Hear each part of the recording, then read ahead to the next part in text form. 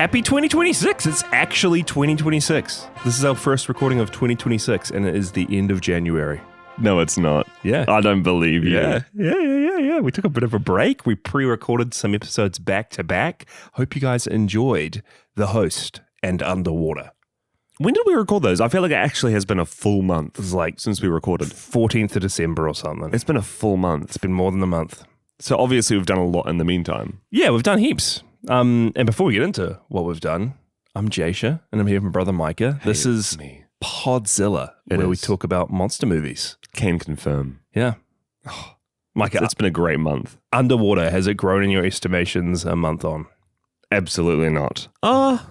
No. I honestly have not even thought about that movie in the past month since the day after watching it. Wow. Sad times. That is sad. What have you thought about? I mean, as we announced officially last episode or the episode before, summer of Micah began. December, you were going to watch a movie every day, and then going into this year, a movie every day of the year, movie a year. Movie a week. Movie a day a year, Mike. Movie per day per year. That's what it was. No, it was good. So I had my big list of the 10 movies that I wanted to watch, curated on the podcast for the end of December. Just because the end of December was so busy, I didn't get through that entire list, but I did watch. Who could have thought? Well, who could have thought? I did get through 13 movies in 10 days. That sprint ended well. And you know what? I didn't factor in? The fact that my entire family wants to watch Christmas movies nonstop. Yeah. And I blame you for it. You watched You watched two Christmas movies with us. What did I watch? Emmett Otter's It's like Christmas 50 minutes. Jug Band. And we watched Anna and the Apocalypse. And then I think as well, there were just a lot of movies coming out of the cinemas that time. We have been going to the movies. Guys, Believe it or not, we've been going to the movies. We've been going to the movies. Primate? We saw Primate the monkey movie at the movies. Everyone knows I'm a big monkey fan. Jasha's a huge monkey head over here. And hey, Ben isn't Helena Bonham Carter from Planet of the Apes, but he's still a pretty good monkey. I need to watch that movie again. Sheesh. You do. You really do. Planet of the Apes with Mark Wahlberg, you do. There aren't a lot of people I know who have seen Primate, but out of those people, you have rated it the lowest so far. How does that feel? Yeah. You know, it's a new year, new me. Bad movies, they're not getting very many stars this year. Crazy. Out of the ones I watched though, I will say huge ups to my favorites of the bunch. Okay. Fargo and Babylon. Oh, guys, those movies, guys. Babylon is a 3-hour epic. Your favorite Avatar movie? Is Babylon? Is the Na'vi, the movie that Babylon. classically has a sequence from Avatar in it. Yeah. Which I wasn't expecting. That movie's great. It is. I don't know why I passed up on it when it came out, because I knew it was going to be good. And just seeing everybody in their full glory, seeing Tobey Maguire. Oh, he's back. He's back, and then he disappeared again. What's the main guy from that movie called? I don't know. I forget the actor's name. He hasn't been in much, but he's really, really good.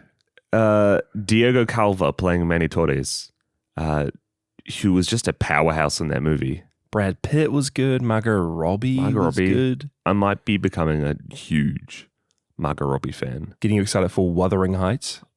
What are our thoughts? Yeah, that was all I was going to say about the movies. But what are your thoughts on Wuthering Heights, Jasha? What are my thoughts on Wuthering Heights? Is the director Emerald Fennell? Emerald Fennell? Potentially. I've seen her other movies. Promising Young Woman, which was okay. I really liked Saltburn.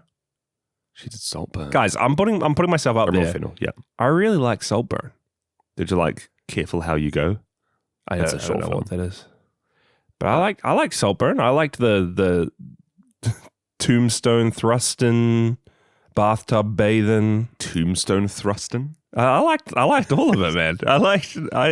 I've heard about the bathtub scene. I'm a Saltburn head. It was good. So I'm excited for Wuthering Heights. Everyone is like so much backlash because people are saying this is not like the book. this is nothing like the book. It's going a complete other direction. But then I watched an interview just a couple of days ago from Emerald. I think I saw the same one. It's about like the reasoning behind the quotation marks in the title. Because it's not just called Wuthering Heights. It's not an adaptation of Wuthering Heights. It's in quotation marks, Wuthering Heights. In her interview, she was saying, this isn't like direct adaptation. This is just me making it from what I imagined it being when I was reading it as a kid and what I wish could have happened. And like, I really like that take. Her adaptation of something is just just her own take on it and how she would improve it and how she would change it and the parts she would delve into. It's really interesting. I mean, one of the things that my mind went to when hearing that interview was Shakespeare's old plays and how classically a lot of his stage directions were like so minimal. And a lot of people hypothesize it's because that he wanted the shows to evolve and become a bit more in line with whatever the times were that the plays were being shown in, which means that nowadays you get just crazy adaptations of some of his stories and some of his plays that are so off base from what they would have been at the time. But like, I mean, I'm a big National Theatre head myself, but they do so many like adaptations of Romeo and Juliet and Hamlet, and every single one of them is so vastly different. And I feel like other pieces of media shouldn't feel like they need to be as strict with what adaptations have classically been seen in the past. I feel like seen as in the past.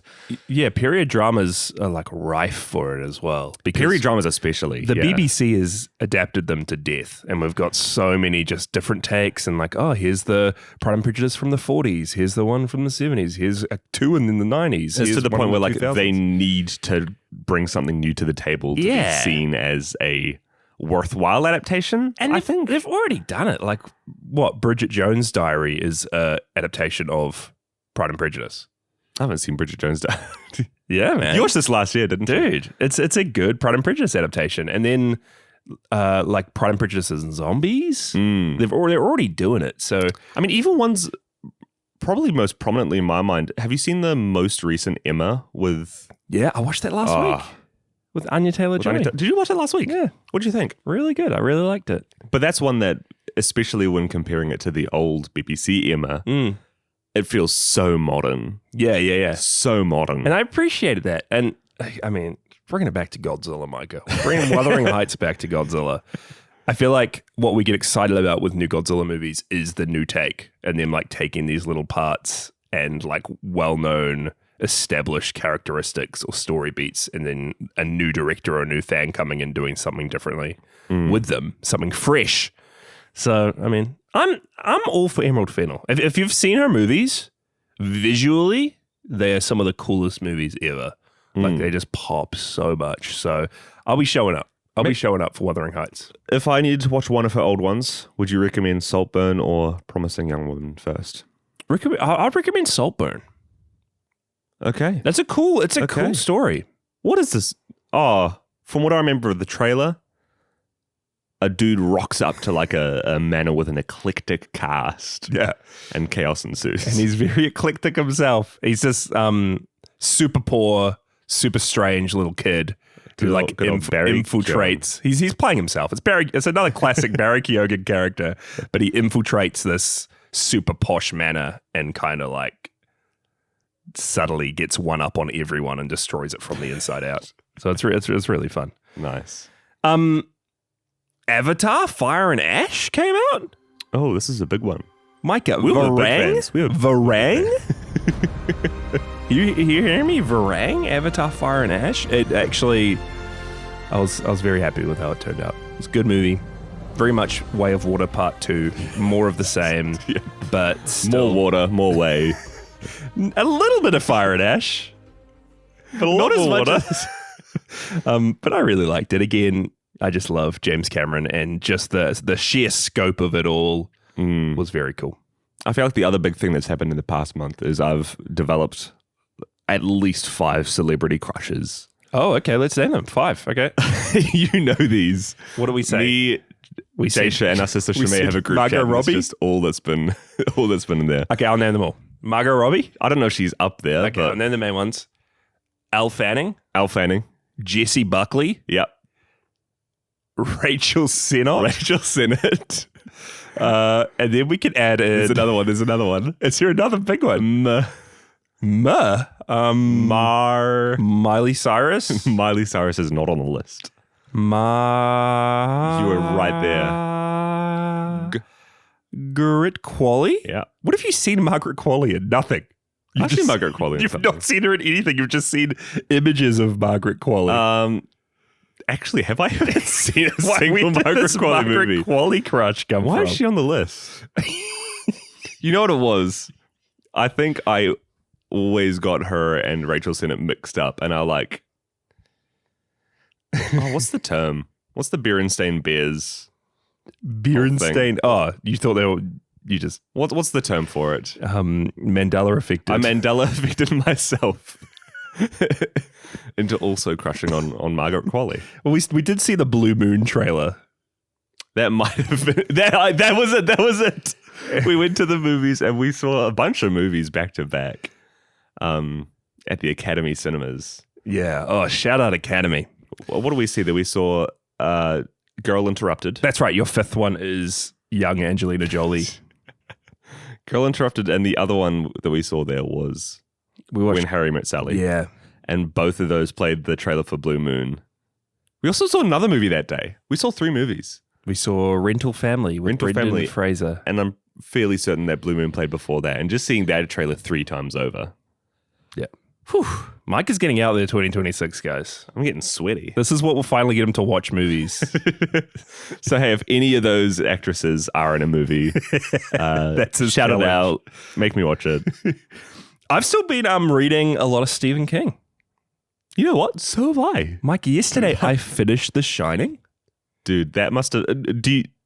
This is What are your huge. thoughts on the book v. the movie now? I get it now. I mean, I grew up loving Stanley Kubrick's The Shining movie so much. I've watched it countless times. But then I always heard, even from back then, like, Stephen King didn't like this. Stephen King Did he not? actually adapted it himself years later because he wanted a do-over. Stephen King did not give Stanley Kubrick his blessing. Is there a Stephen King directed Shining movie? No, there's a mini-series. There's a Shining mini-series from the 90s that he wrote the script for. So it's his own kind of... Interesting. So that's on my watch list. But I get it now. So much of The Shining, the book, is not even based at the Overlook Hotel. It is based in the past and in like Jack Torrance, the main guy's head, and him dealing with so many mistakes that he's made.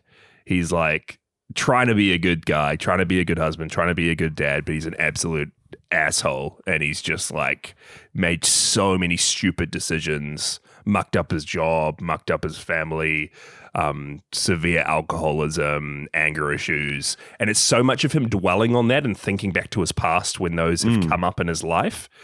And then it's a lot more like internally about him being haunted by the decisions he made creates an opening for himself to be haunted by this.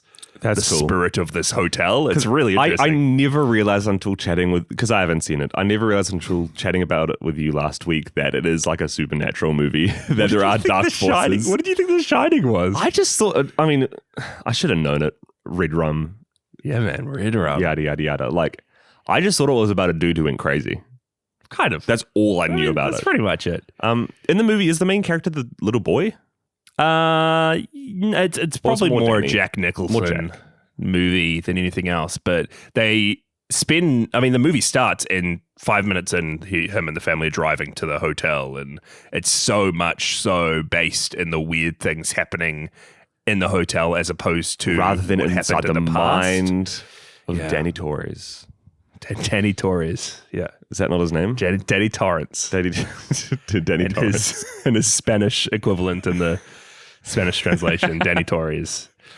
But yeah, I'm still going with my Stephen King read along, watch along. I did Carrie, Salem's Lot, watched all the adaptations, now onto The Shining, and I will continue that this year. That's good. I'm reading his like more mainstream, You're especially reading the like past couple 2020s years. Stephen King. 2022 Stephen King, Billy Summers. It's about a hitman it's I honestly don't even know how to pitch it. It's about a hitman who only kills bad people, who has to like ingrain himself in a community as a cover story so that when he performs the hit, he can get away seamlessly. But the weird thing about it is, like halfway through the book, it starts referencing the pandemic. Oh, whoa. It's like randomly halfway through, there's a chapter telling about. And little did Billy Summers know that in a year from now, this parking lot would be as empty as anything. He wouldn't be able to believe it. Oh. And just like real vague references, and it feels just very jarring. I don't know. I still don't know how I feel about it. I'm going to finish it up this coming week. Well, I'm excited to give you my thoughts in 5 years, 10 years. In 5 years, because are you going chronologically? Yeah, this is what, 96 books I got to go. You can take the Drake out of Jasha. You can take... Can you? I mean, this is the Drake classic that we go through the entire journey of things. We can't just pick up one movie halfway, one book halfway. But I'm looking forward to reading more of his books this year. Fairy Tale is next on my list from him. Well, you're just sticking with modern Stephen King, not the old school master of horror, just as we'll see. New non-horror stuff. Well, we're going opposite journeys. In 5 years, you'll read a non-horror Stephen King. Yeah. In 5 years, I'll read a horror Stephen King. Yeah. That's how it'll work.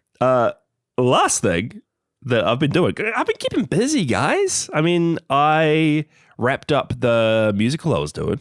We had 4 sold-out shows here in Whakaday. Really awesome. And then I just found myself with all this free time. So I've been reading, I've been watching things, I've been playing games. Jasha playing video games? I've been playing video games. I finished the Indiana Jones and the Great Circle DLC. Really good. I finished Alan Wake 2 finally. Oh, we both finished that. We're up to date on the Remedyverse. We are, which is also really good. And then I've been replaying through Dragon's Dogma, Dark Arisen. Yeah, man. Childhood game. Still really good. So what's up next on the horizon? I'm living it up. I've been playing Dragon's Dogma because I want to play. I've been replaying Dragon's Dogma to replay.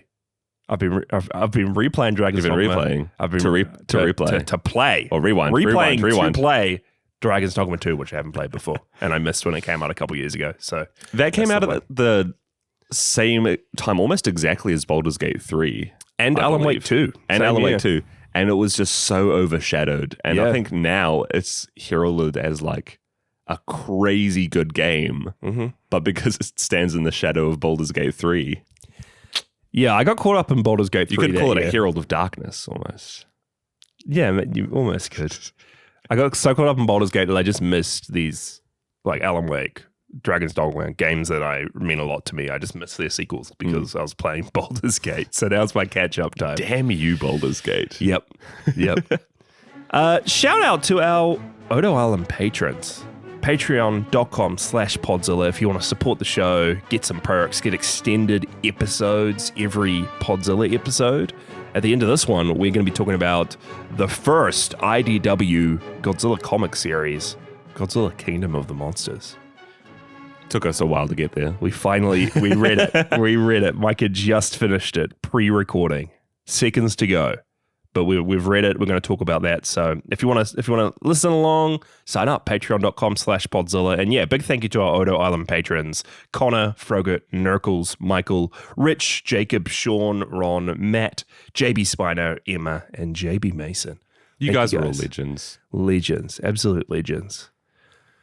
Before we get into Reigo, King of the Sea Monsters, which I still don't understand how Reigo, King of the Sea Monsters, won our Patreon poll. Those Odo Island listeners that I just called out. You guys are on something. They all, not even just our Odo Island listeners, but all our patrons. You guys drank a little too much eggnog in the Christmas season, and I think you must have clicked on the wrong movie to vote. All our patrons ended up choosing Reigo, King of the Sea Monsters over any other like sea monster movie. We had so many good ones. All I can say is, guys, you did this to us. You did this. This is your own enacted punishment. Reigo, King of the Sea Monsters, 2008. But before we get into that, we have huge Godzilla -0 news. We've got a release date. We have a release date. Godzilla Day this year. I was right. It's coming out this year. Which is pretty cool. I'm so excited. I feel like even January this year has come and gone so fast. it's not going to be very long at all until we get a trailer for this movie. Yeah.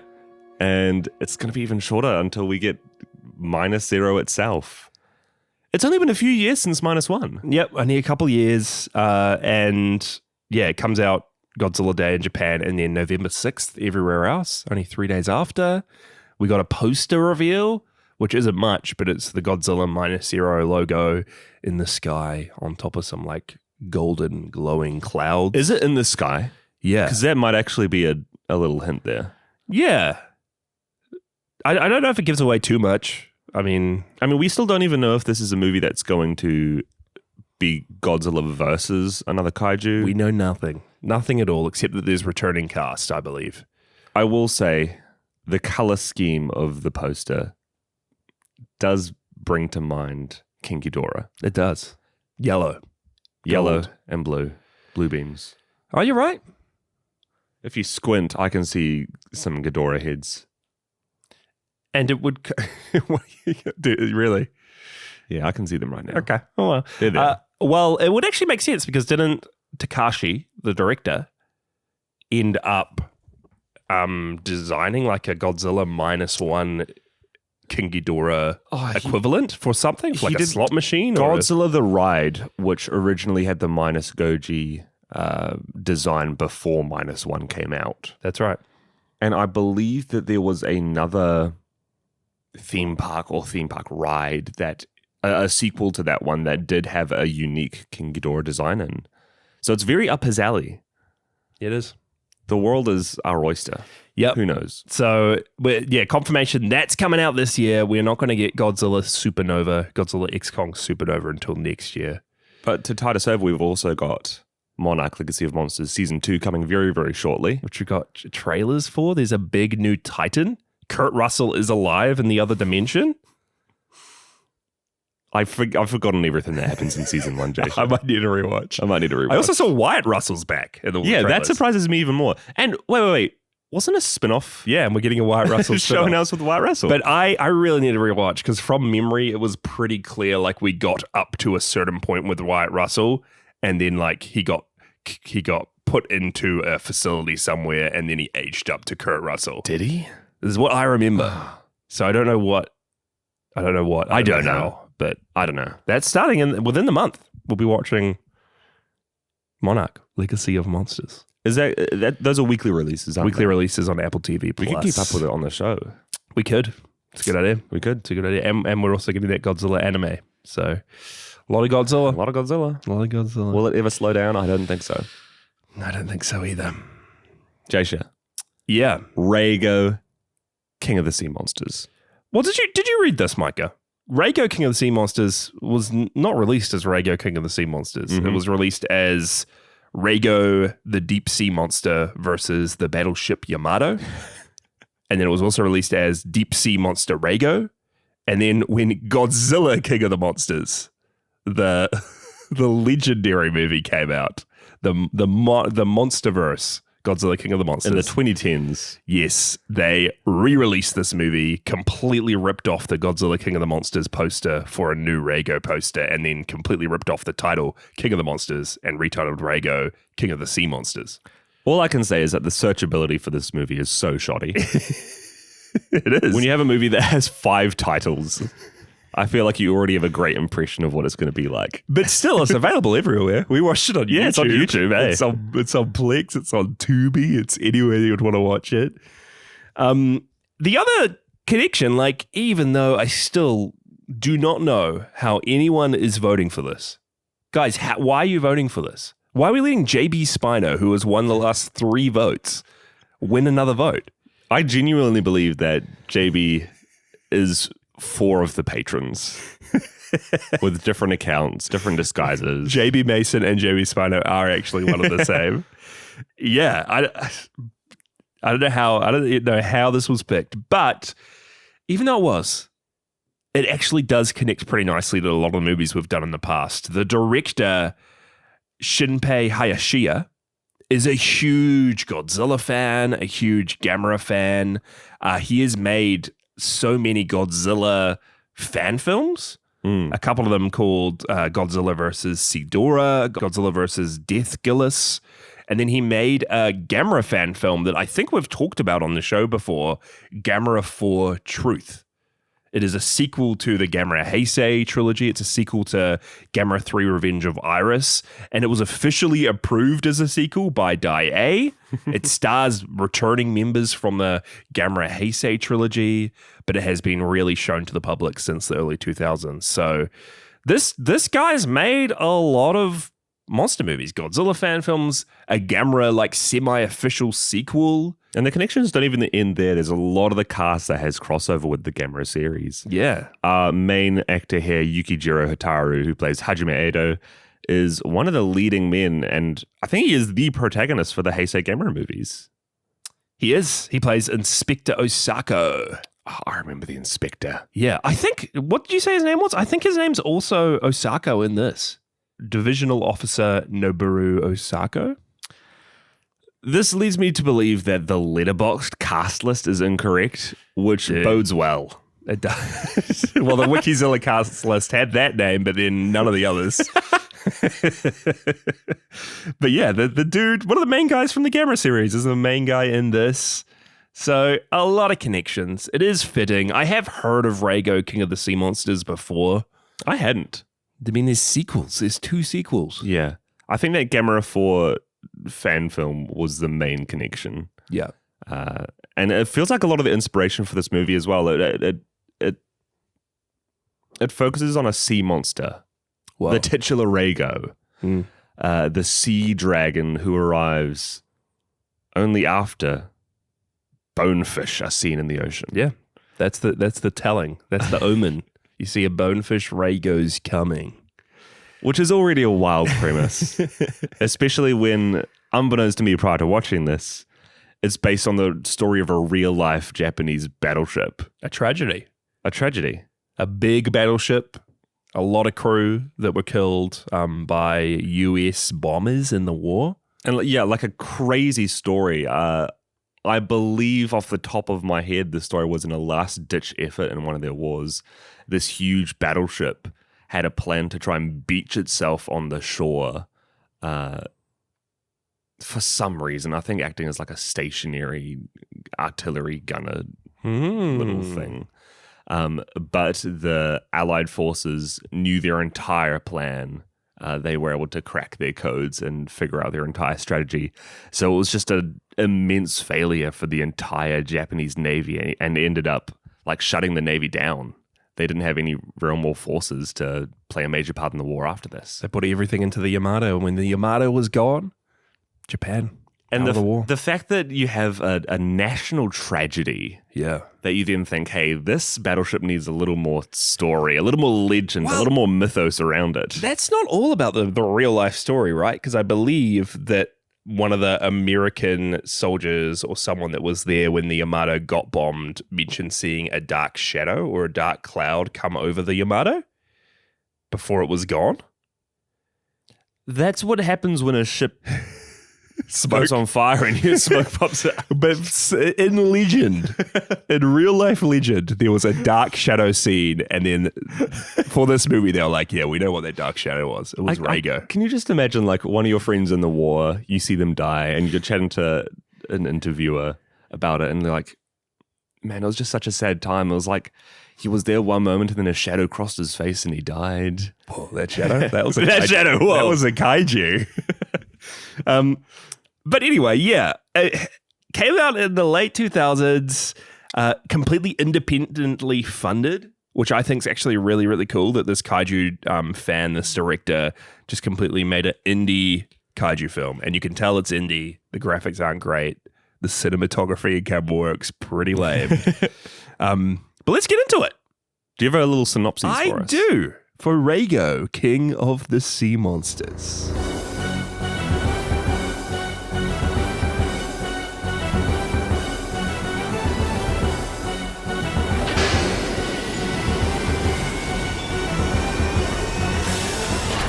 In 1941, Japan commissioned the most powerful battleship ever put to sea. The Yamato. Not the Gotengo, the Yamato. Noboru Osako, a middle-aged man expecting a baby, is called in to become their divisional officer of gunning. and a young heartthrob, Takashi Kaido, is drafted as a sub-lieutenant. Their mission? Escort some sort of supply convoy to somewhere or other. Anyway, it doesn't turn out to be as easy a mission as the crew first thought, as they are soon attacked by schools and schools of bonefish, terrifying fish with spiky teeth that jump out of the water and rip them to pieces. And I guess, that's basically it. That's the movie. Turns out there's an ancient mythical sea dragon called Reigo who appears after the bonefish attack, and the Yamato and their support vessels are, relentlessly attacked every 20 minutes or so by him. Like we actually get 20 minutes of random dialogue aboard the ship, a lot of dialogue, and then go to, a 1 minute, 2 minute fight scene with Reigo, video game-esque cutscene, and then we cut back to dialogue aboard the ship for 20 minutes, 30 minutes, 40 minutes, then we come to a quick, 1 minute scene of Reigo. Anyway, Takashi eventually comes up with a crazy plan to tilt the Yamato so that their guns fire down into the water by flooding specific sections of the ship. Crazy plan, and it works. Osako and his gunners hit Reigo, and it turns out that was all it took to kill him. A single direct hit. Done. Nice. Anyway, then, just like real history, we see as the Yamato and its crew are actually destroyed by American bombers in 1945, and that none of these men return home. But also, just like the real-life history we talked about, it was actually, maybe, a huge black shadow that delivered the final blow to the ship. Not the US that completely brought it down, tore it apart, but the return of Reigo, king of the sea monsters. You brought a little something new to that one. Did I? I like it. Okay. Well, I don't know what brought it on. I think I saw a shadow come over you. The shadow come over me as I was synopsisizing. Quick, everybody, Jason's synopsisizing. Get a doctor. Reigo getting monsters. Thoughts on Reigo, Micah? Let's talk about the monster. Let's talk about the kaiju, Reigo. He's this big fish. Front loading with Reigo the monster. We gotta front load this thing. Spiky finned fish, crazy looking dragon-esque dinosaur head. He's kind of a small boy. He's got a tail. Not huge, about the size of a battleship. It evokes a feeling of, I feel like there's a potentially Gamera, potentially Mothra villain that looks a lot like this creature. What's the Gamera 2 villain? The Gamera 2 villain? Legion? No, that's 3. No, 3 is Iris. Oh, shoot. Are you talking about the Heisei Gamera or the original Gamera? Maybe it's Legion. Maybe it's I keep forgetting his name, Legion. but that dragon that Mothra fights in Rebirth of Mothra 2. I think that's Dagara? Dagara. Yeah. I think he's Dagara. Guys, there are so many monsters. It looks a little bit like Dagara. Just the fact that it does seem a little bit like the sea dragon that is just titanic in the water. No pun intended there. But I feel like waves with that one. Wow, man. Made waves. You'll never see it coming. I think the most prominent thing that threw me a little bit with this creature is that a lot of the time they're cutting between very, very brief snippets of a proper puppet. We have a puppet. On a green screen. And then half the time we see it, it's this crazy CG, which does, I mean, we've just covered the video game Godzilla Save the Earth on the podcast. That's right. And it feels inexplicably like it's supposed to be a video game cutscene that happens like if you stay on the title screen for far too long. Every single scene of the ship in the water with Reigo looks like that starting Save the Earth cutscene, for sure. And then not only that, it's never mentioned in the movie, which leads me to believe that it was only decided after everything was shot. But every time you see Reigo, he is consistently being battered by bolts of lightning. Lightning powers. So often, and no one comments on it. But I guess he doesn't really use it. Like, his fin acts as a lightning rod, so it's cool. We get, like, cool visuals. There is one scene where we see a body on the ship itself staying in place with electric shocks around him. Yeah, and there was that cool shot. We saw all the ships at the end, like, semicircled around him, and then he's coming towards them, and there's, like, all trails of lightning, fingers of lightning in the water towards the ships. Yeah. So he's got some cool powers that he never uses. Yeah. But his main kind of attacks are, I guess, go under the water, dodge a few depth charges, then come up underneath a ship and just like explode it. Or he does some cool like jumping over the ship. He does some cool jumping. Jumping over the ship, whacking it with his tail. Big explosion. Diving into the water, whacking a little missile coming towards him, and it does like a complete 360, 180 degree turn and just flies back and hits the ship that it came from. That's pretty cool. It is funny though, like the face of Reigo is Godzilla. Yeah, kind of is. It is Godzilla. But he's got a big little shark fin. Big shark back. It's iconic. That's Reigo. Did we say iconic? Did we say iconic? Did we say iconic? That's what I remember. I'm going to remember Reigo forever. Will you? The monster, not the movie. I wish we saw more of him just attacking guys. We get like one when he eats a CG dude. We're not even skirting around the fact that I feel like there's not a lot apart from Reigo in this movie. But there isn't a lot of Reigo either. Yeah, well, he chews up a guy. The bonefish do some damage. These bonefish swarms. I can't even picture what a bonefish looks like in my mind. Jasha, Micah, do you remember the new Journey to the Center of the Earth with Brendan Fraser? The new one, which was one of the first movies I saw in cinemas when I was a child. 2008, whatever, 2009. Sure. Journey to the Center of the Earth. You saw that in the movies? Yeah. Do you remember that? The iconic scene where they're on the raft in the water and then in the lava? No, on a raft in the water. Okay.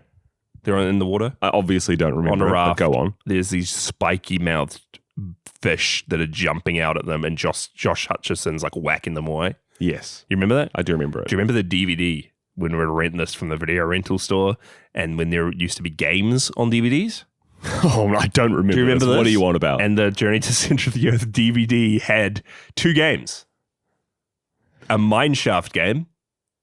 A minecart game when you're in a mineshaft, in a minecart, having to press directional buttons on your remote control to go the right way.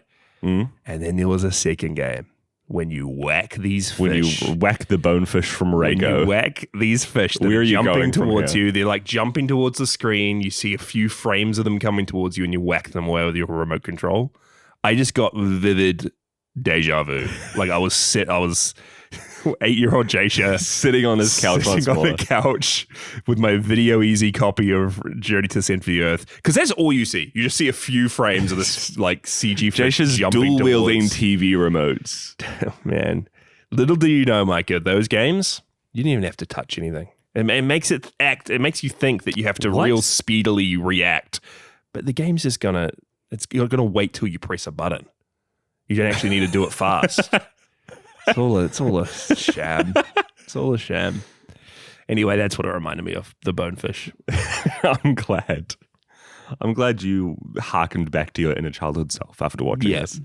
I wanted to ask you, what were the pitfalls of this movie in your mind? What would you do to give Reigo a lasting impact? Because like I said, I'd never heard of this movie before. And I didn't even quite know how to talk about it. Give Reigo a lasting impact. I don't know if that's possible. This might be the undiscussable movie. Obviously, a lot of passion was put into this. Obviously, Hayashiya, the director, to completely self-fund something and self-fund... I mean, it makes sense that the CGI wasn't great. Oh, I thought this was like crowdfunded. You're saying he used his own funds. His own money to make this monster movie. So, yeah, the CGI wasn't great. Some of it was okay. There's a scene at the end when they finally shoot Reigo and he like jumps up into the air and blood's like exploding out of him. It looked okay. That one good sequence. Like 1% of the Yamato boat shots at sunset looked pretty cool. Maybe 2%. There are some letterbox bars that come in for 5 seconds at a time. Yeah, we get 5 moments in the movie. The IMAX aspect ratio change when it starts to get epic. None of them are when Reigo's on screen. It's only when we're seeing the battleships. And it seems like it's for a guy, like just a guy making this. It seems quite competently made. Honestly, It's tough. I feel like there are so many things about this movie which I can dunk on a little bit, but not really because it's like a very all right made movie. It's all right. Like the black and white, like a lot of the white footage at the start. There's a lot of fun effects they do with black and white. Like the acting, yeah. The script, but like it's a script. Reigo, The costume department. Oh man, this is the star of the show. They get so many Navy uniforms, so on point. As we know, I need to make a movie this year, or else I'm losing a hand. I really want to make a black and white movie. Oh, like an old school monster movie, black and white. Oh, is what I want to do. Monster movie. Yeah, I want to make a monster movie. I want to make a black and white monster movie. So this was quite inspiring to see. Like the camera wasn't the clearest, but the black and white looked good for all the flashback stuff. It looked the camera work wasn't good, but the filter they put on it made it all bearable. A weird blurry haze to the camera, but the black and white looked okay. There was some weird flickering whenever something would move, but it looked quite time era appropriate. They turned the motion blur up to 11. I can just imagine when someone's interviewing you for your hit short film. Japanese black and white. Letterboxd to like, okay, Letterboxd what are 4 up films that inspired this movie? You'll say, man, well, number 1, Reigo, King of the Sea Monsters. Number 1, Reigo, King of the Sea Monsters. Number 2, Journey to the Center of the Earth, the DVD. Number 3, Wuthering Heights, and the fact that it was Wuthering Heights in quotation marks, and they were able to just adapt something the way that they wanted to adapt it. And number 4, Avatar, Way of the Water. Yeah, that's it. Because it'll live on forever. Not Fire and Ash. Way of the Water. Way of Water. Is it Way of Water or Way of the Water? Way of Water. That just feels grammatically incorrect. That's like, is this movie Reigo, King of the Sea Monsters? No, it's the comic we're going to be talking about later. Godzilla. What's that called? Kingdom of Monsters? I feel like that should be Kingdom of the Monsters. Save it for the Patreon cut. Save it for later. We'll save it for later. Okay, Micah, 2 main guys. Yeah. We have Osako, who is middle-aged man. He's got a wife. He's expecting a baby.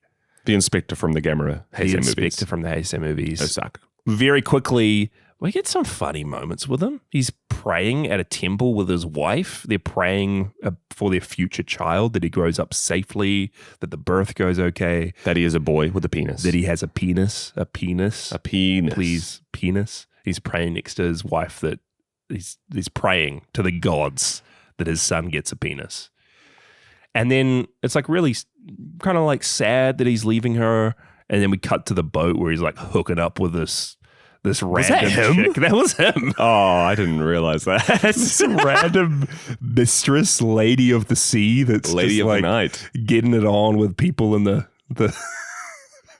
engineer, the back rooms of this boat. Wherever were they? It's some random side chamber. I think she's the only woman we see on this boat. And he sees her. He's obviously seen her a lot of times. Like every time he comes out to the sea, he sees her because he recognizes her. She's wearing this like really nice like veil over her face. Dude, as sensual as he could get. So he naturally starts to feel her up. And then we have this quick cut to, no, it wasn't her in the veil. It was her grandpa. This old man. Was it her grandpa? I think it was just an old dude. He's grasping the chest of. Classic. Man, these are the kind of gags that you get when you watch Reigo, King of the Sea Monsters. These are the gags you're missing out on if you don't watch Reigo. Him groping this grandpa. It's classic stuff. What else can you say about his character, Jette? He's a gunner. Takes a lot of pride in the fact he's a gunner with his other gunners. Hey. He seems super incompetent. It's like he's playing the same guy from the Gamera series. Somehow they just let this incompetent guy on every single like board meeting they have aboard this boat. He's not a higher up. He's a gunnery sergeant. Just a flippin' gunnery dude. He's just a divisional officer. Oh, I guess. Just a divisional. If you're an officer of the gunnery division. Yeah, he's hitting up those gunners. And then he I guess he's the one that learns about the legend of Reigo and is able to share that first the bonefish come and then the radiant dragon Reigo. And then he also is the one to find this washed up American who doesn't really play an important part in the story. There's this American soldier he finds, another gunner. It's him from a different ship. A Japanese. No, it's an American. He said he's American, but it's obviously a Japanese guy with dyed hair that is speaking very, very bad English. See, that's what I'm saying. This brought me back to movies we've covered in the past. This might be one of my favorite characters in the movie, purely because of the fact that on his first meeting with them, he says he only knows a little Japanese. Insert Japanese here, talking Japanese. Bonefish. Japanese. And then he proceeds to talk about the bonefish 10 more times and says it in very eloquent Japanese. Translated. Never talks about it as the bonefish ever again. I love they find him. They start speaking English to him. And then he just returns in Japanese. And then the whole movie, just speaks Japanese. But kind of heartfelt, he joins the gunning crew at the end. And then after they defeat Reigo, the officer of the ship gives him such an inspiring speech about how it's only once we came together and joined minds that we were able to defeat Reigo. And this is the mindset we need to have when we go against the Allied forces, the Americans. And everybody starts cheering. And then the American says, hey, I'm American. And then everybody just laughs at his face. Dude. We have brutally massacred this beast of the ocean. Now we're going to do the same to the US. And they're cheering this one guy's face in the background. This is his villain origin story. He's a prisoner of war. You know. I want more movies. I want more movies. First off. And then I want more movies with prisoners of war who end up joining the team and betraying their country. And then are thrown aside afterwards and just said that they're going to be killed off. And then, our other main character is Takashi.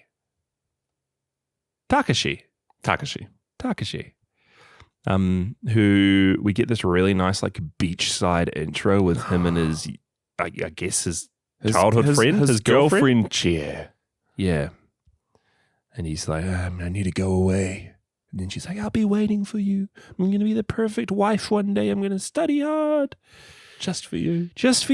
And then she's been made, all her other school friends are making fun of her for having a man that's gone out to sea. But it's okay because he's going to return after he comes back. He doesn't return. He dies. Yeah. Which is a bit sad. Somehow she's sending him really intricate, nice boxes filled with really nice handwritten notes. How is he getting those?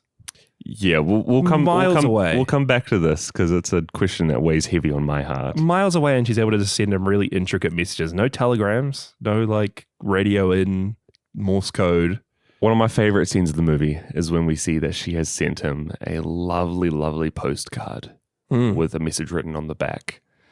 And sadly, we see that it's all been censored out. There's only 3 sentences which are left uncensored. What did she say? And then it goes to a narration of her reading out the letter. And it's a 5-minute monologue from her talking about her life at home. And we see maybe 10 words. We cut back to him reading the note. And there are only 10 characters that you can see. Oh, man. It's at that moment that I wondered to myself, is this movie satire? That's what I'm thinking. The director's made all this clearly intentional, right? Hayashiya, the bad American actor, that's from kaiju movies of old.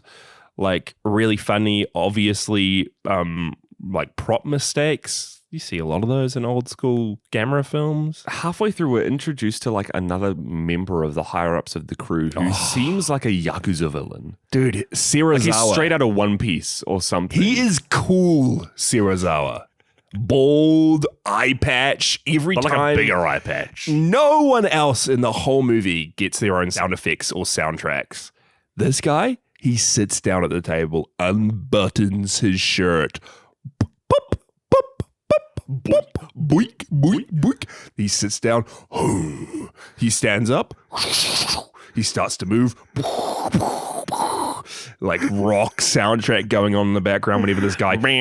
He gives a really harsh look to his commander and it's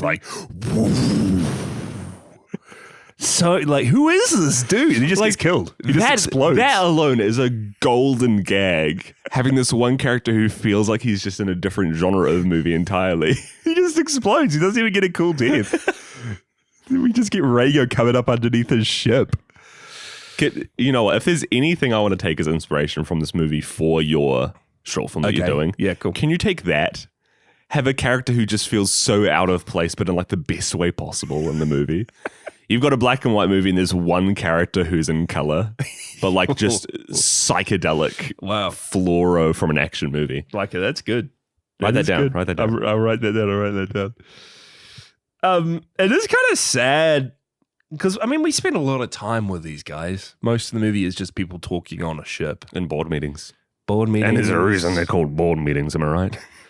Talking over lunch. We see a few snippets of, like, this in-house entertainment duo that they have. You see these guys? You see these? They're, like, cut between all their gags. They're doing magic tricks. They're, like, balancing things. I don't think they're two people. I think this is just the crew putting on, like, a talent show. Is it like every week you need to put all your names in a hat and two people are drawn out to be performers? I think so. One of them wears a bad skeleton costume and that's it. Yeah, someone's playing the flute for him to dance to. I saw us as these guys. I could see us on a ship getting up to some gags. What would our okay. We've put our names in the hat. Okay, yeah. It's a tough crowd. One of our fellow ships has just been sunk by a giant sea monster. Some of them have been having their like arms ripped off by bonefish. Morale is at an all-time low. Big buff bald eye patch man's front row wanting to be entertained. He's got his arms crossed with the biggest scowl you've seen. Really beautiful lady of the water, lady of the night sitting in the front row. We look at her. She just looks amazing. Then we look away and look back and it's just a granddad. You have to boost these guys' morale. What are we doing? Your name has been pulled from the hat. I feel like we could sing. What will we sing? I feel like we could. Masood. No, I feel like we could like pull out like really comedic, funny. Give us like an hour. You're thinking we put on like a Brett McKenzie and Jermaine Clement. We do like a Flight of the Conchords Reigo show, right? Little kabuki down at the bottom of the ocean. But we all have like the same coat on. We get the guy at the front to act as like the percussion of our band as he undoes his buttons. I do like an ode to sake. Like we're given an extra ration of sake. We just do like an ode to sake that's stuck. This sake song stuck in people's heads for the week to come. They're about to get ripped apart by Reigo. They remember our sake song. When they hear, what's the first verse? What's the chorus? When you're out in the waves, you know what you want. You want some bottle of sake. When you're out getting blazed by the electricity, you know what you want. Bottle of sake. There's one for you and there's one for me. All of us together are a happy family. Oh, happy family. We could do it. Give us an hour. Give us 10 minutes. I think we can come up with a sake song. We could do it. Okay, we've paused the show for 10 minutes and we've come back. Ready to perform our sake song in full. We've actually got the guy with the eye patch. Oh yeah, he's here. Great. Yeah. But we're gonna do that in the Patreon only segment. Yeah, sorry. If you're not a patron, you won't be able to hear it. Could do a sake song just for patrons. It's like funny. The whole movie's funny. There were gags, there were jokes, there were little bits that was like, that's actually pretty clever. You know, we watched it. We spoke about how we saw Rental Family the other month. The whole premise of that is Brendan Fraser. He's an American who has grown up for a good at least decade in Japan, and so it does quite a good job, in my opinion, of balancing like fish out of water Brendan Fraser in the environment of Japan. And what was really cool about that movie was there were so many characters who felt like they were acting in a very authentic Japanese way, in the sense that you're watching Brendan Fraser and he feels normal to us as Western audiences. But there's a very like caricaturized style that a lot of these Japanese actors do. There's an old man who plays a major part in the film who acts in like such a familiar way, having seen so many movies in this show. It's like so many movies on this podcast, sorry. It's like some people are doing real good like historical Japanese drama acting. And then some people they're doing straight out of like a wacky anime acting. And then But I think because that's quite normal for a lot of Japanese movies. Yeah. I like the feel of it. You get that exact same sense in this movie, just not done well.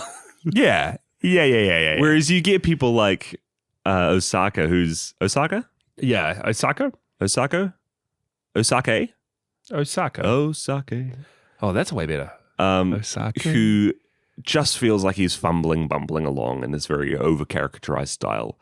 And then you'll have these other random side characters like the director, the commander of the ship. Oh. Who is doing more stoic historical acting. His little breakdown where he's just carving into that melon.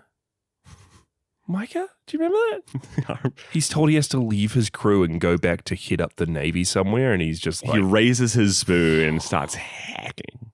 Dude, that's a real The Shining moment. Did you get that sense of fear? The Overlook was getting to him then. The shadow that came over the ship came over him in that moment. Oh, the Yamato sucks. The ship? The ship is useless. Every scene that Reigo shows up, they are shooting at him, but all the guns are shooting into the air. Not like he's coming out of the water. You can see like his head's raised clearly out of the water. You would think a seafaring vessel would have some sort of artillery, some sort of gunning department that would be able to just shoot at this head sticking out of the water. This huge monster dragon head sticking out of the ocean. You would think they could fire upon it because they've got their artillery. Yeah, they've got their missiles and they've got their torpedoes. And this ship is hailed as like the Titanic of battalion ships. They don't need any other weaponized boat because they've got this thing. It's only at the end of the movie that they're able to hit this monster once. They need to tilt the ship down to get their turret sea level to be able to shoot at Reigo. Otherwise, they're shooting in the air, which I guess makes sense. Like maybe it's just a ship that's specialized to take out bombers and planes. I don't know, because their whole thing is that they're not able to use their long distance weapons because Reigo ends up swimming too close to them too quickly. Yeah, you're right. But like, isn't the whole point of a battalion ship that you're able to see things when they're far away and then do like sneak attacks on them with your torpedoes? And then the fact that this movie ends and they defeat Reigo literally by just delivering one missile to like his body. He just gets one at point blank range. Point blank range, goes through him, blood explosion, he's dead. But it takes them an hour and 20 minutes to get one single shot to connect with this monster. The whole plan of flooding the starboard side of their ship so that it tilts downwards into the ocean. And the way that they defeat him is when he jumps out of the ocean, the ship is righted back to level and they shoot him when he's in the air. That is right. They do this. The whole movie's about them. They can't shoot him because he's in the water. And then it's when they actually find out a way to shoot into the water, it's unnecessary because they end up shooting into the air anyway. Not even that. The fact that the whole tilting of the ship plan was because Takashi? Yeah.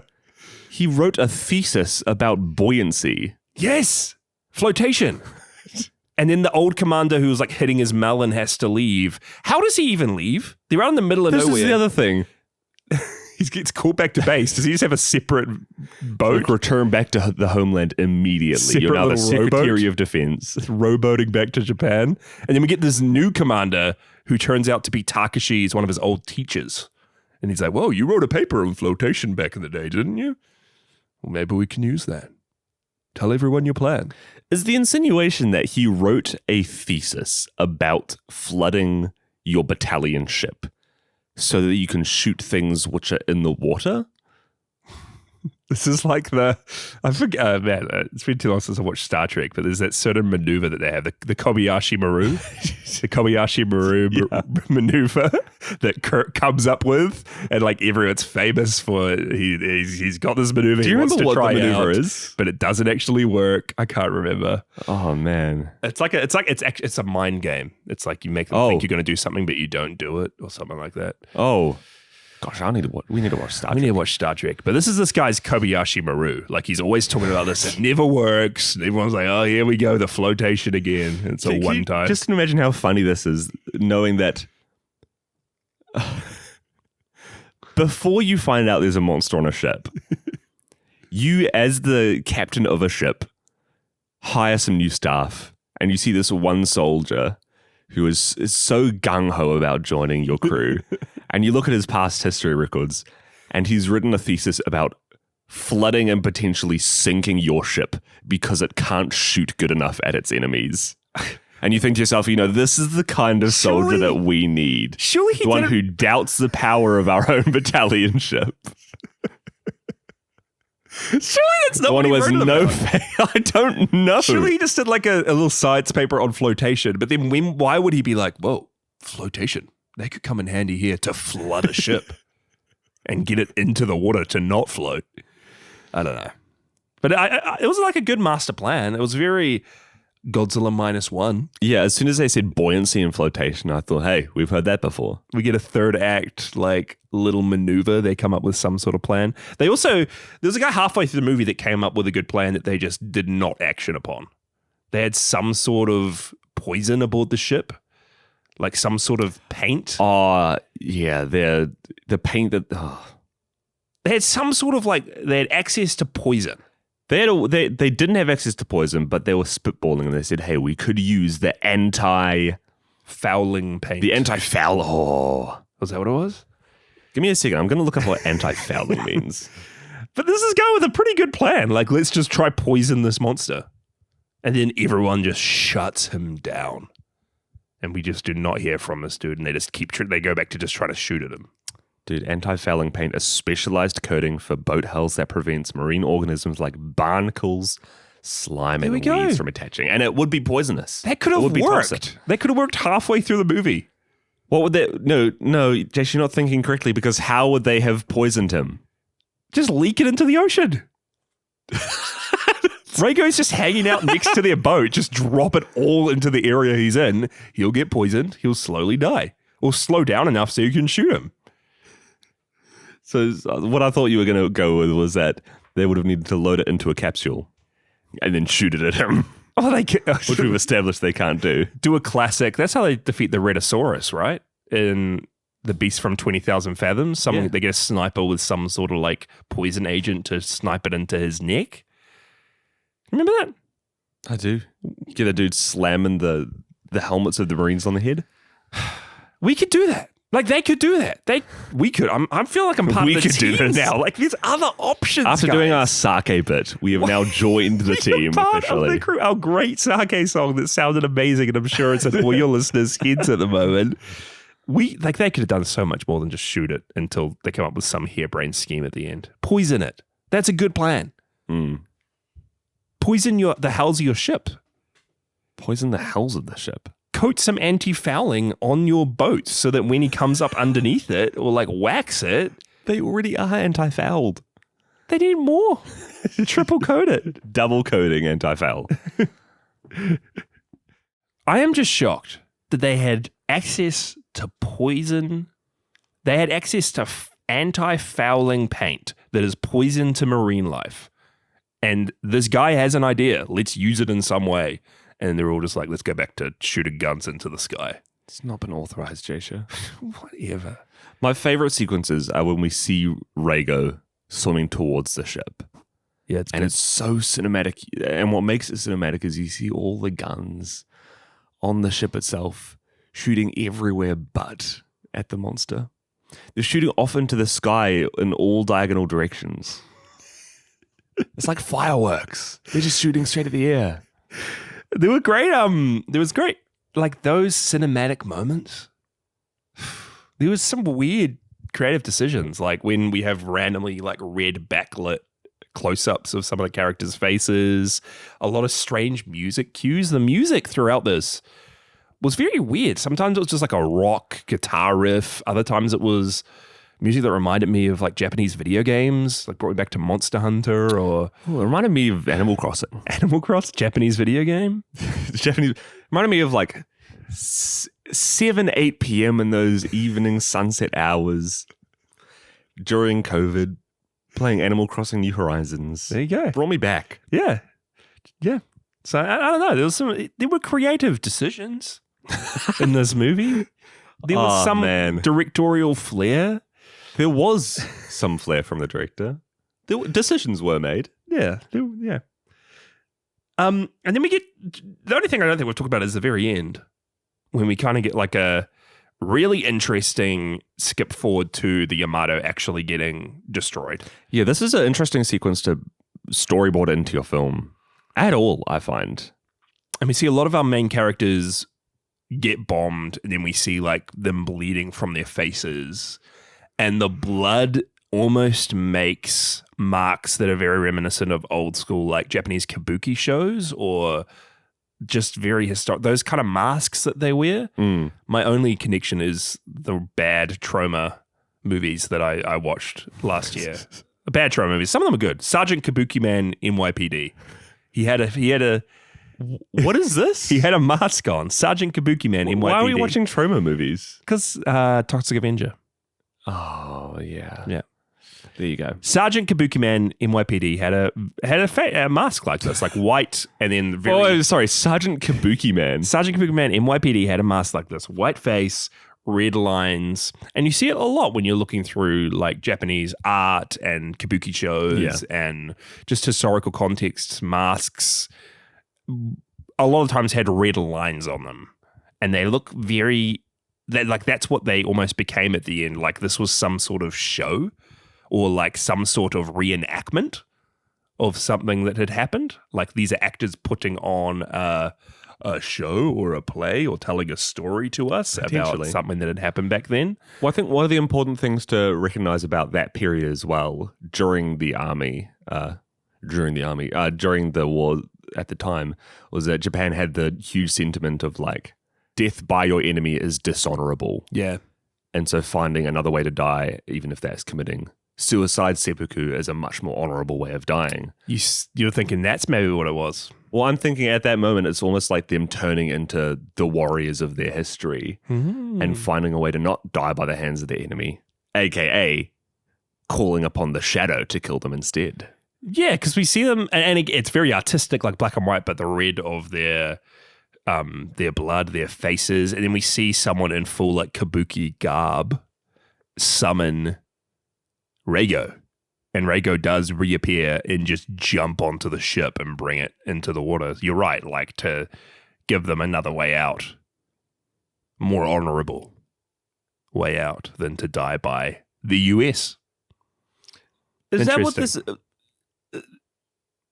It almost feels like this movie is trying to like spin the story to save face on of the events that happened because they just absolutely flopped with their tactics. It was very interesting. Like, hey guys, well, the ship didn't die from the enemy forces. It's an interesting movie to watch. First off, not like being here in New Zealand, but being in the Western world. Like a movie from, and Godzilla did this, like it was from the aspect of the Japanese people and historical context, how bad Hiroshima, what it meant to them. And how much it's haunted them and how much pain they've gone through with that. It was just interesting watching another like historical Japanese movie like this, the Battleship Yamato, real ship in action during World War II. And in this, it's hailed as like such a majestic, great military weapon. All their missions are going on just seem like they're so brave doing these. And then it seemed like such a tragedy that this ship was lost in war and that the US destroyed a ship. Well, it wasn't even that. It's the fact that like their plan from the get-go was so like I didn't read up a lot about it, but it seemed so not only futile, but just like a really stupid, ineffective plan to begin with. Yeah. Where like they didn't have any air support, so they decided to zigzag their ship the entire way. Which is, I don't know. Read up about it. It is adding more legend to the story of the Yamato. And you're right, like it's something about the end there, them trying to make it a bit more honorable than maybe it ever was. It feels like the Titanic. It does. The Titanic was this huge thing built up to be like the best ship in the world. And it gets undercut so quickly by something that they didn't expect or really plan for. It feels very similar. This giant battalion ship that ended up just like absolutely fumbling during its last mission. And almost like a beautiful ending as well, because they shoot Reigo. He starts to bleed out. He's like a lump in the ocean. He starts going down to the bottom of the ocean. But they end up like the gunners and the other ships continually start shooting at Reigo after they've delivered that fatal blow. And Takashi and some of the other people are like, stop. We don't need to keep injuring him. He is like a majestic beast. Let's respect him. We've bested him, but let's respect him and stop and like give him a nice, like a fitting end. An honorable death. An honorable death. And it does feel like they've given Reigo this honorable death, and then he pops up to give them an honorable death in return at the end. Very interesting. I do think that was intentional. It feels like it was. Absolutely. It does feel like there, again, are some interesting ideas this director is playing with. And I did appreciate the spin, because I didn't realize it was going to be going in on this real life event and just adding kaiju into the mix. Jay, sure, if you had to choose another historical event to add a kaiju to? To New Zealand history? No, just any history in the world. The Great Emu War of Australia. The Challenger disaster? Oh, okay. Well, I was thinking big giant mutant emu kaiju, but you're thinking, the Challenger. A real life tragedy. Well, yeah. Add lore to it so it's not as much of a tragedy. So make it so the Challenger disaster was alien kaiju. Yeah. Dagora. Rodan or something. Yeah. Because this is an audio medium, this is a joke. Now you make it's bigger than that. It's COVID-19. The pandemic was...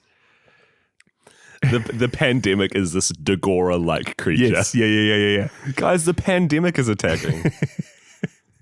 It's very interesting taking these real life events and adding a monster into it. I feel like they work really well sometimes, like Godzilla. What other movie did we watch recently? The Host, which did it as well, and it was quite well done. And there's bits like this, which I can see what they were going for. I'm not sure if it completely I feel like it works well when you're more removed from the event that happened. Yeah. And it's curious to think about, like, in 100 years' time, are there going to be many events that are happening in our lifetime, such as COVID? That are going to be riffed upon. Yeah. Interesting. Have you got any more trivia behind the scenes stuff? Not on my end. This is one of those movies that it's just scarce to find anything. Again, there is a sequel. There are 2 sequels. Not Reigo, but I think the sequel's called Rhaegar. And then there is like a Rhaegar and Ogre. Rhaegar and Ogre destroy monsters or all monsters. A riff on, all of them coming together. So, must have done well. Do we have a little stats on the critical reception of this movie? Maybe it was the King of the Monsters rip-off poster that drew a lot of people to making it do well. It feels very much like an asylum film. And not just the CG and the way it looked, but the marketing and branding as well, just completely blatantly ripping off Godzilla. But in the end of it all, it was kind of a fitting end to our Beneath the Waves theme. It's the king of the sea monsters. King of the sea monsters. We finished off the Beneath the Waves theme with Reigo, King of the Sea Monsters, Micah. Dude. A movie that I want to keep beneath the waves, if you know what I mean. Oh, well, you're keeping it down. Do you find any critical acclaim or box office numbers for Reigo? No, the fact that I can't see anything. Again, independently funded, made, probably independently distributed. Yeah. Yeah, it's pretty amazing. It got made. The only note that I have is that near the end of the film, we do get a sequence where we see Chai, Takashi's high school sweetheart. Yes. Praying at a shrine. And we do see a mother and her little boy pause for a second and look at her and turn back. Osako, he got a penis after all. He got the penis he prayed for. He did. Yeah, he did. He literally belonged to the movie. Micah, I mean, I've been reflecting on our past few episodes, our past few rating systems, we used to be very like cut and dry, like how many oxygen destroyers, how many Mothra eggs. So we could do things like how many melons are you carving into? How many times are you praying for a baby with a penis? How many penises are we praying for? How many penises Hopefully are you only praying for? But I just thought we'd rein in. We got to rein in. We're going to continue this trend for the rest of the season. We got to rein ourselves in a bit more. We can't get as goofy as we've been. Right. How many bonefish are gonna? How many bonefish are you rating this? How many bonefish out of 5? I don't know about you, man. I'm looking starboard. I'm looking to the port side of the ship. You're looking starboard, but I'm looking starboard, but the ship is flooded and you're tilted. So I'm on the port side, trying to look high as I can. I can only see one bonefish. One bonefish. Yeah. One bonefish. As much as I want to believe, especially after doing this whole journey with Podzilla so far, as much as I want to believe that you can go so far with only passion, I feel like there comes a point where you do have to realize that, like, I think a lot of the time passion has to be matched with resources. And it does almost have a recursive effect on itself where it doesn't take itself as seriously if you're not treating it with the reverence that your ideas should have. Oh, I'm getting philosophical here. Whoa. And I don't know, I feel like there's just something about like the fact that when you start watching this movie, you can tell that the camera, like, it isn't very high quality at all. A lot of the CG sequences, I just don't feel great about it. It just doesn't feel enjoyable to me. And I feel like, I don't know, there's nothing that says what the director thinks about it. But the fact that he made 3 of these movies, like, good on him. He's on his own journey there. He's made his Reigo, Rhaegar, and Ogre. Daga? Ogre. Doga? Ogre. Ogre, but R and O. Rhaegar? I don't know. Daga? Daiga? Daye? Toho? I'm giving it 1 bonefish. I think I'll give it 2 bonefish out of 5. 2 bonefish? I think I see the vision. I think it was for something completely independently made, for an indie kaiju film made purely by a fan who just wanted to make something in reverence, not only of his country and their past and this event that happened, but also of the monster movies he grew up loving and the monster movies he's tried to start making himself, but has never really been able to make a full feature or anything past a fan film. It's cool. It's a cool story. It's a great step in the right direction. It's a really cool step, and I'm really I'm kind of blown away by this director and what he was able to put to screen. If I was making something like this and I had a cool idea for it, I would not be able to do any CG better than the CG here. I think it was bad, but I see the vision. You see the vision. I don't think it's trash. I think I appreciated Reigo. Maybe I'll watch the sequels. You wouldn't. Maybe I will. Maybe we will. Try and stop me. I'll say, if there's an opportunity to watch the sequels on this podcast, I would watch them. JB, careful. Yeah. You're on my list. Talking about this movie and JBSpino, we got a message from him. Oh, about the movie? I don't know what it's about at this point, but we will let's take a listen.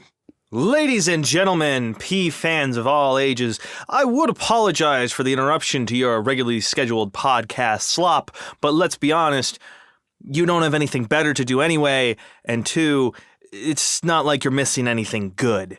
My name is JBSpino Jordan James, and I'm your reigning, your defending, your 3-time Podzilla Podcast Patreon poll winner. Jasher, Micah, I really do hope you've been enjoying Reigo, King of the Sea Monsters. I'll be honest, I didn't actually watch the movie.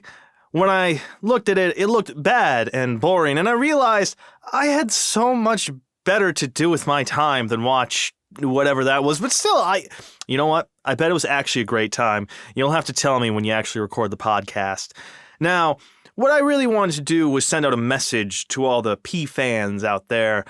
I've been seeing a lot of talk in the Discord server lately, a lot of moaning and complaining and whining and wah, wah, wah, about how it's Gosh darn it, it's just unfair for old JBSpino to win 3 polls in a row. And you know what? I hear your complaints. I hear your criticism. And I have made this decision to come onto this podcast, which, by the way, does not deserve my presence. It's far below me, to announce that I will be stepping back from the nominations when I'm dead. You want to win this illustrious poll, then I'm sorry to break it to you, brother. You're going to need to actually try. Because let's face it, if you want to be the best, you got to beat the best. And there ain't no one better than JBSpino Jordan James up here. And let me tell you, the view on this mountaintop is looking pretty good, and I ain't planning on getting off of it anytime soon. So I will see each and every single one of you for round 4. JBSpino out. Listeners, what have you done? You've created a wrestling villain. You've created a heel to the Podzilla podcast in JBSpino. How did you let this happen to us? You've created a foil to Podzilla. I don't know how that works. He even said that we don't deserve his presence. He's purposefully picking bad movies he's not watching. He's not watching. And he has the power to sway you all to make us watch it. I think, look, obviously the voting, we're entirely separate for. We have no impact on what happens outside of our walls here. It's entirely voted on by you. The movies are nominated by you. But can I just proffer up the idea that next time he nominates a movie, note down what it is and no one vote for it. No one vote for it. No one watch it. No one watch it. No one even pay it the time of day. No one mention its name. The only way to beat the best is to not even consider the best as someone from the start. JBSpino was recently on the Podzilla Wrap-Up podcast to talk about how it feels to be at the top. So I'd recommend you listen to his words there. I was going to say wise words, not really wise. No, not but quite. Thank you, JBSpino. And P-fans, we cannot let this happen again. We cannot let this happen again. We will have to issue a statement. We will. Anaconda nearly won. Anaconda and Reigo tied. Guys, I was excited to watch Anaconda. And then we put out a like 1v1 poll, and then Reigo just swept it up. You wanted this. You put this on yourself. I hope you all watched it with us. You know what this means though, Jasha? It means we've got no more Beneath the Waves movies. Yeah. We're all finished. Jasha, can I ask what's next on the horizon for Podzilla? Micah. We have a good theme coming up. No. But we have a few more comments to get to first. No. A few more emails. Connor watched Reigo. Connor watched Reigo when JB didn't. Started to watch Reigo and said, so boring, I couldn't keep watching it. The Spino supremacy era must come to an end. Thank you, Connor. Preach it, Connor. You're saying what we're all thinking. We need more Connors in this world. Matt, our cousin, watched it. Matt, who put in Anaconda, and Anaconda nearly won, but it was usurped by Reigo, said, the best thing about Reigo is that I watched it for free on YouTube. That said, I could say the same about Baby Shark. I would have preferred watching that on repeat for an hour. And he gave it half a star. Podzilla covering Baby Shark on the podcast. I'm sorry, Matt. You can blame JB. A good friend Clarence watched this and said, pretty convincing fake old footage until they switched from black and white to color. Unfortunate CGI, the king of the sea monsters squeaks like a dolphin. Reigo is undeniably a worse kaiju name than Godzilla. And Clarence gave it 1 star. Everyone's in alignment. And then we got a really nice email from Ramzilla, not about Reigo. We're putting that behind us now. Okay. But Ramzilla said, when my dad first introduced me to Godzilla, it opened up my world to radioactive monsters, destroyed cities, and so much more. You guys are awesome and introduced me to Alien and so many more movies. I hope you guys have a great new summer of Micah. Bye. From Ramzilla. We introduced Ramzilla to Alien. Thank you, Ram. What a way to be introduced to that movie. Man. That's an honor. There are 2 more months in summer over here in New Zealand, and I will say they're not going to be as hard out as you haven't even December. watched a movie since the start of the year. Reigo. I've watched multiple movies. A couple of movies. Since the start of the year. Couple of movies. Check your letterbox right now. Nothing. This is the year of reading. I'll say. I thought this was the year of the summer of the days of Micah. Nah, this is the summer of the days of the years. So I'm channeling all the energy towards movies and putting it into books. You're officially saying the summer of Micah was 2 weeks at the end of December. Yeah. And then you're going on to say the New Zealand summer continues for more That's months. right. All the energy I had towards movies, which was not a lot. And we made a list for you to watch through. You watched a Admittedly. third of that list. Yeah, but I watched 13 movies when I was challenged to watch 10, so I'm calling that a success. You were challenged to watch 10 specific movies. You watched a handful of those and then a completely different No, movies. the challenge was to watch a movie for the 10 last days of December, and I did that. I'll have the world know I did that. Thanks for listening, guys. Thanks for sending in. You can email us podzillapod@gmail.com, or you can tag your Letterboxd reviews Podzilla. I think it'll be cool to start reading out reviews again on the show. Let's do it. So I'm very, very keen. tag them. We'll read them out. For our next theme, brand new theme, brand new year. Micah, as well as my Stephen King journey, the Drake problem of starting journeys, I have set myself another challenge this year. I'm going to be watching a sword and sorcery movie every week for the whole year.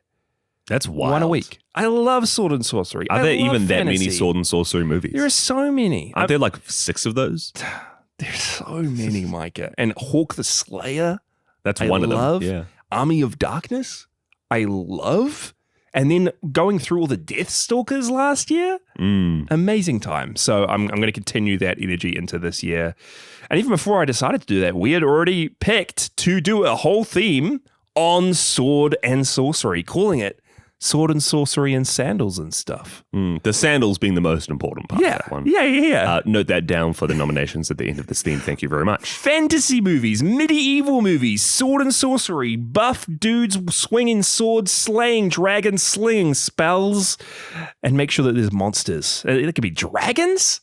They can be cyclopses, trolls, goblins, fiends. A single goblin does count as a monster movie, so anybody wanting to watch Labyrinth, Hey, note that down. Hey, it's Labyrinth. Labyrinth is based in this. Is that a sword and sorcery? Yeah, there's swords. There's a goblin.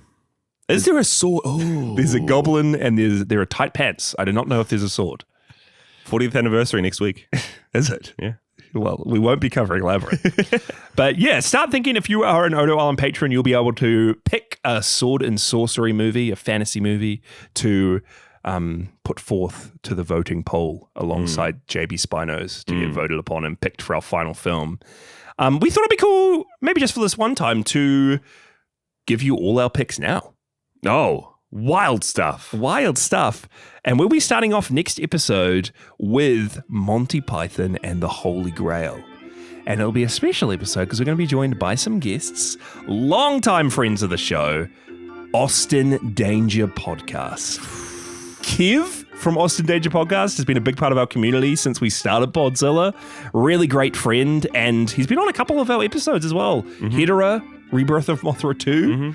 So making his return for Monty Python and the Holy Grail. And then for the first time ever, Mackenzie Wilkes. Kenzo. I've been from waiting for this day. Austin Danger Podcast. We're going to have the duo joining us. They picked Monty Python and the Holy Grail. I have not seen this since I was a kid.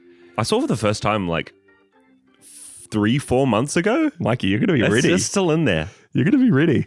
The synopsis for Monty Python and the Holy Grail is King Arthur, accompanied by his squire, recruits his knights of the Round Table, including Sir Bedivere the Wise, Sir Lancelot the Brave, Sir Robin the not quite so brave as Sir Lancelot, and Sir Galahad the Pure. On his way, Arthur battles the Black Knight, who, despite having had all his limbs chopped off, insists he can still fight. They reach Camelot, but Arthur decides not to enter, as it is a silly place. Sir Galahad, can I say? Big fan? Huge fan of Galahad. Galahad the Pure? Guys, one of my favorite sequences in the castle. Oh, I can't wait. All the women. All the women. I cannot wait to watch this. I cannot wait to be joined by Austin Danger Podcast, who have been trying to queue this up for years. So it'll be good to have Kev back and Mackenzie on the show. I'm excited. Next episode. Because we are both telling our picks right now, yes, we're still going to flip a coin to do who says it first. Okay, great. Let's do that. Heads or tails? Heads. Oh, you're up first, Jasha. Micah, we are going back to, I believe, the 60s. Oh, Let me confirm this. Yeah, 1963. We're going to be watching a Ray Harryhausen classic. We watched Beast from 20,000 Fathoms. That was one of my picks earlier this season. I couldn't get enough of that stop motion glory. That stop motion, that sweet, sweet stop motion that Ray Harryhausen's able to put on screen. We're going to be watching Jason and the Argonauts. I know one thing about this movie. Yeah? And it's that in the posters there is a big shirtless man. Big shirtless man? Big shirtless man. Stop motion skeletons? Oh. There's a very classic stop motion skeleton segment. Oh. There is a Cyclops, I believe. There is a giant moving, walking, talking, fighting statue. Rockin', Nice. sockin'. So yeah, I'm excited. There's a lot of monsters. It's a classic film. The synopsis is Jason, a fearless sailor and explorer, returns to his homeland of Thessaly after a long voyage to claim his rightful throne. He learns, however, that he must first find the magical golden fleece. To do so, he must embark on an epic quest fraught with fantastic monsters and terrible perils. Jason and the Argonauts. This is what the golden fleeces come from. This is the golden heard fleece rumors story. about it. This is an absolute classic sword and sandal, sword and sorcery movie. So yeah, we'll be watching Monty Python and the Holy Grail, then Jason and the Argonauts, and then Michael, what is your pick? Guys, I've never seen it and I'm so stoked to 2021's The Green Knight by David Lowery. I had a feeling. I know so little about this movie, but one of my friends was talking to me about the original story and I had no clue what it was about. And then hearing about what the plot was for this one, I had to jump at the chance. Little synopsis here. When honor was everything. An epic fantasy adventure based on the timeless Arthurian legend, The Green Knight tells the story of Sir Gawain, King Arthur's reckless and headstrong nephew, who embarks on a daring quest to confront the eponymous Green Knight, a gigantic emerald-skinned stranger and tester of men. Two Arthurian legends. Oh my goodness. Man. I watched this when it came out. Love The Green Knight. Cannot wait to rewatch. You played an RPG of this, There's a didn't you? really good tabletop RPG. I might need to have a look at that, see if I can run it for the Discord or something. Man. But there are some monsters in this. There are also big, giant, naked people in this. I've seen the big naked people. Kaiju-sized, big, naked people. You know what else is in this movie? What? Barry Keoghan. Barry Keoghan. Second mention in this episode. Keoghan. So yeah, new theme, swords and sorcery and sandals and stuff. First ep, Monty Python and the Holy Grail with Austin Danger Podcast. Then my pick, Jason and the Argonauts. Micah's pick, The Green Knight. And then fourth pick will be what you guys vote on to be our final film for the theme. Will nominations be open Nominations when this episode drops? Now they'll open up next episode. Next episode. You guys got some time to think about it. And you'll have some time to nominate and you'll have some time to vote. And you'll have some time to ponder on your plan to fight against JB. Yes. Yeah. Please, let's come up with a plan. Let's tilt some ships. Let's flood some. I'm sure there's a couple of you out there who have written some amazing theses on buoyancy. Put them to the test. Stick around if you're a patron. We're going to be talking about, Godzilla, Kingdom of Monsters. But other than that, we will see you with Austin Danger Podcast next episode.